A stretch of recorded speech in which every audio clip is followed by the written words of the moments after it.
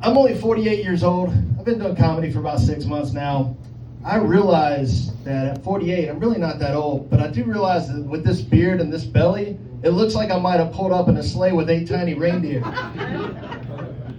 I am at the age, however, where I have shit my pants more than I am proud of. And that was last week. My fight weight when I was a younger man was about 210 pounds. I'm about 260 pounds now, so I guess that's my new fight weight. But the only thing I'm fighting now is not other people. It's the urge to get seconds while I'm at dinner and for oxygen when I'm putting my socks on. So the other day I was going to work, whipped into Burger King. They've got this 2 for $5 bacon, egg, and cheese croissant sandwich deal, which is pretty dope. It's probably the best deal in breakfast. I realized that in Europe, they say croissant, and where we say croissants here. And growing up, my brother had a speech impediment. His name was Chris, but he would say quiz. And as he got older, that became a problem. But I started thinking, and I realized that my brother probably didn't really have a speech impediment. Maybe he was French, and that was way worse. He might have even been Canadian, and ugh. So I used to live in Wilmington. I used to surf a lot. Wilmington's probably the best place I've ever lived in North Carolina. Absolutely love that place. Right? Some people?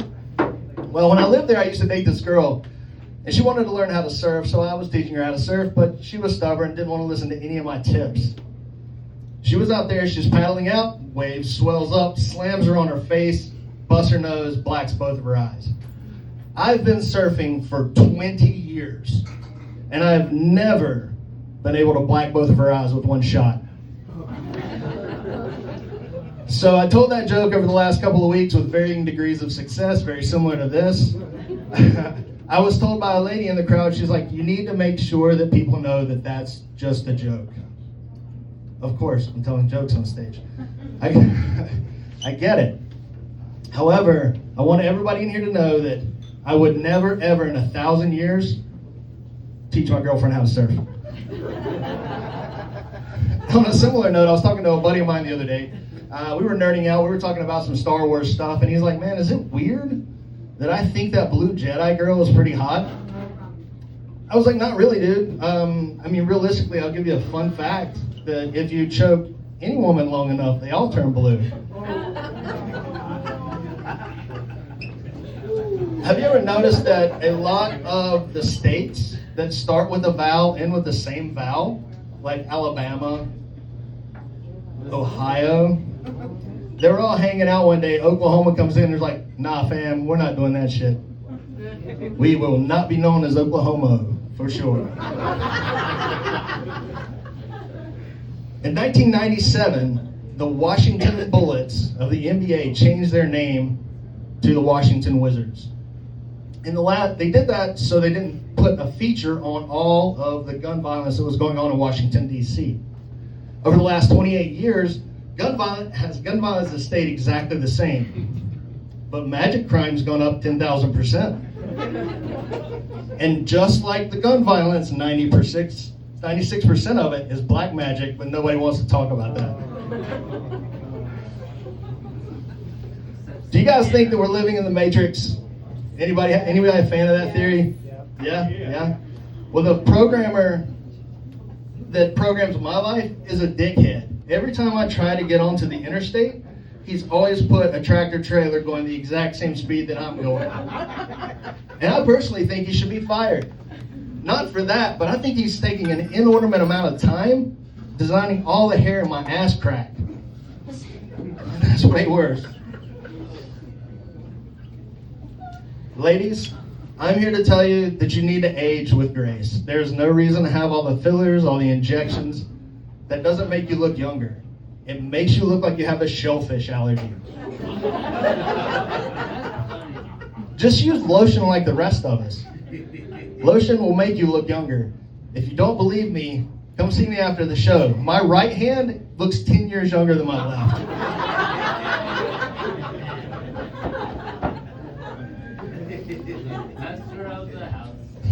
Just so you guys know, if you're right-handed and you shake another man's hand, Some of your dick particles have touched that man's dick particles, and that makes you gay.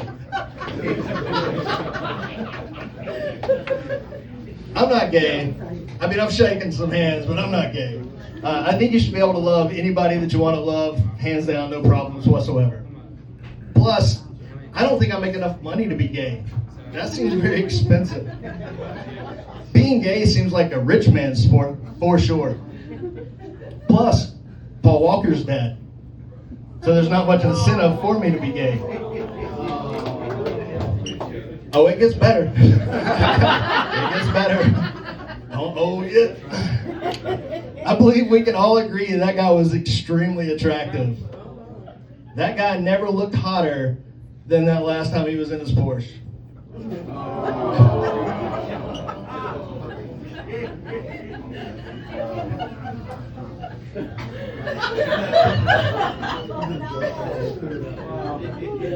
So I found out the other day I don't have autism. It wasn't a professional diagnosis. I just was stuck at the train stop over here. Train went by, didn't get excited at all, had no urge to clap. I didn't give two fucks about that train. And as I sat there, I was like, one fuck, two fucks is more than one fuck, two fucks plus two fucks is four fucks, four plus four fucks is 8 fucks. And I was like, ah, shit, I need a second opinion now. I really want Bigfoot to be real. I do. Me and my wife, we've traveled. We go to Bigfoot museums, whatever we can find. That stuff, it just interests me.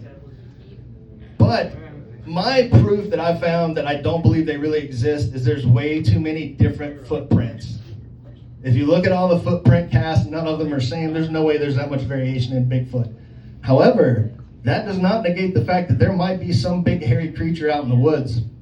And maybe he's known by something different. Maybe he has a different characteristic, maybe. So, around all the campfires, you're going to have a bunch of people telling these tales of this creature that slams wood together, groans and moans in the woods, and has this weird musty smell. But instead of Bigfoot, his name is Stinkwiener. Some big hairy monster with a big stinky wiener. And the way you can tell that Stinkwiener has been by your campsite is when you go to sleep in your tent, you wake up in the morning, if you fell asleep with your mouth open, you have that weird taste in your mouth. That's how you know that Stinkwiener's been by. It is horrible. And it gets better. It gets better. It gets better. So maybe it's not even like a weird cryptid character anyway that's out there. Maybe it's just this old hippie named Dirty Dick Darrell, and he just goes and harasses people that are camping. I also want UFOs to be real. UFOs would be awesome. If UFOs are real, that's going to be dope. I was really expecting something to happen in New Jersey. That was ours. That was our government stuff. Somewhere in the 1960s, however, they started documenting a bunch of butt stuff. A bunch of aliens doing anal probes and whatnot, which is a little disconcerting. However, you know, since the 1960s, every night, there's at least one freak here in the United States that goes to bed with his windows open, crosses his fingers, lays his head on his pillow, and jacks his ass up in the air and says, "Please let tonight be the night." So, I had buddies that smoked a lot of weed growing up. I didn't smoke a lot of weed, but they did, and it was funny to listen to them have their conversations. Two guys were sitting there smoking. I was sitting at the table. One takes a great big pull, starts coughing to the point where he can't even talk. He's like, "Phone bill, take another one of those, dude." And my buddy across the table starts laughing so hard that he cannot keep from passing out almost. So he looks over at my buddy and he's like, "Dude, you said phone bill." And I was over there, the sober one, and was like, "I don't know if I'll be able to." He took 8 words, consolidated them to 2, and phone bill. That was it. It was crazy. That right there is weed genius and efficiency. Do you guys remember, it wasn't too awful long ago that there was this huge hoodoo about having tampons in the boys' bathrooms? a little crazy. I really don't think that was about inclusion. I think that was the tampon mafia really turning the screws on the politicians to make some extra profit. Johnson & Johnson is probably one of the biggest producers of tampons in the nation. I mean, if you've got a Johnson, you don't know a whole lot about tampons. And I'm gonna miss those days because you can really get those last few inches really clean with one of those things, so going forward. Thank you guys for having me. Shannon Griffin, give it up for the rest of your comics. The best is yet to come.